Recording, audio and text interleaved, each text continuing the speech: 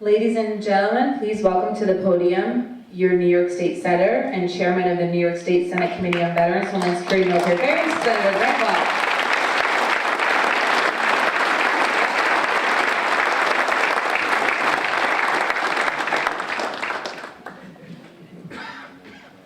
Hey, everybody, how are we? Good. Ooh. This is a tough one for me.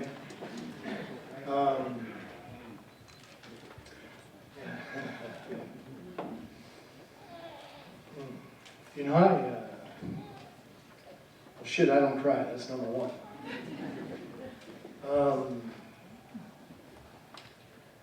I think what I maybe always fail to communicate in my personality, I think about where I'm sitting right now, between a World War II combat veteran, one of the last living in the Band of Brothers, and between two men who have taken enormous challenges in their own lives and absolute heroes and turned it into something beautiful. And I just want to crawl into the stage. And every time I have ever done events like this, I say, you know what, I make a joke of it and say, you know, I thank you, because the worst combat I ever saw was a cocktail party at 2 o'clock in the morning in Washington, D.C. And I was an Air Force lieutenant. Somebody got to do it. Yeah. I would sign back up, because I was making more money then, I'll tell you that. Having hell. But, you know, if you look at the men and women on this stage, the enormous debt that we owe each and every one of them and those that didn't make it back. That is what this ceremony is all about. And, you know, I think about the past. I remember when I was first elected to the Senate, it was such a horrific campaign that I said, guys, I'm going to make it through this campaign, but then I'm going to resign after. I told my mom and dad that. I knew they couldn't make it through, or thought they couldn't make it through another campaign. And you know, when I got into session, into conference, I said, well, I'm going to ask for the Veterans Affairs Committee. And if I can get that committee, I will stick it through. And I think about my team, and I want to thank my team today. Susie, Joe, Colin, Krista, Father Tom, who's always AWOL, he was in the Navy, and I'm sure he has mass tonight. Some tells me we can probably find him at Mill Street Brewery in Poughkeepsie, but no, I'm just kidding. Funny story about Father Tom. Father Tom, I said we were going to go to 4th of July in Texas, in Austin, but I need somebody to drive the boat. I don't know how to drive a boat. I said, Father Tom, you think you'd be willing to drive the boat? He said, oh yeah, I was in the Navy. He was a chaplain in the Navy. I don't know. So I was in the Navy, absolutely.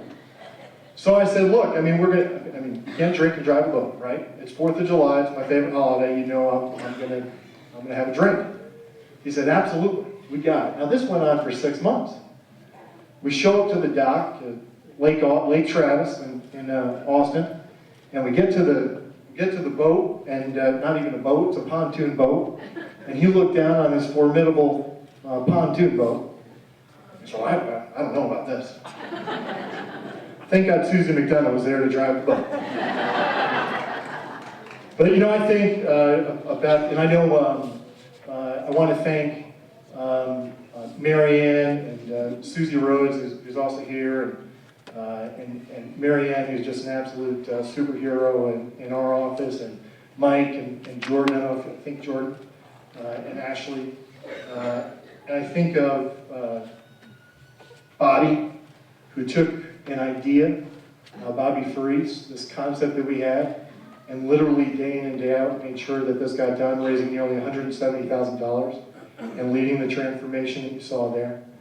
And I think about Eugene on my staff. Eugene Proda, who Purple Heart recipient, Hall of Fame nominee and statewide honoree. And you know what, a lot of us, we can talk, but Eugene's the kind of guy that a veteran calls up, and he'll call up from somewhere near the Canadian border. No BS. Somewhere near the Canadian border, and you know, somebody in my office, whether it be Susie or Krista, says we have a vet in need. That's in some other senator's district. And he drives up there. And he'll meet with that veteran and take that veteran. I think about those efforts. I think about events like this. I think about this Hall of Fame, the Hall of Fame that we do at the state level. I think about that beautiful day where some of you, we were in Washington, D.C., and we went to the World War II Memorial, and we had a presidential level ceremony on the World War II Memorial. I think about the idea about how this staff came together to really do the most beautiful ceremony I have ever seen in my life. I think about first getting elected and sitting down with my team and saying, you know what, New York State refuses to allow a veterans cemetery bill. And finally getting that done to the point where we now have a checkoff and there will be a veterans cemetery constructed in the next few years, and all too late in New York State. I think about the driver's license that we did for our vets. I think about the Thanksgiving dinner where we served 800 veterans in a day. I think about the recent service disabled veterans bill that got held up in politics in Albany for so long. And then we got done this year that is a $400 million set aside for service disabled vets. And you know, there's never a good time to leave public office, but there is a right time sometimes. And you know, people ask, what are you going to miss? I got in loving the politics and now I hate it. But I need to thank the vets. Because whether it be myself or my staff and the things that we tried to do, the thing that kills me when I go around this community now is all the vets who will grab me by my elbow and say, we don't want to lose you. And I just want you to know from on my heart that I love each and every one of you. And I gained enormous strength. And it was an honor to lead this office and this state on these veterans issues for the past 8 years. And I'm not going anywhere. My cell phone remains the same. I'll always be there for you. And I'll continue to accomplish great things in the future with folks like John and Vicki and Dale and my staff and each and every one of you. So thank you guys, and God bless.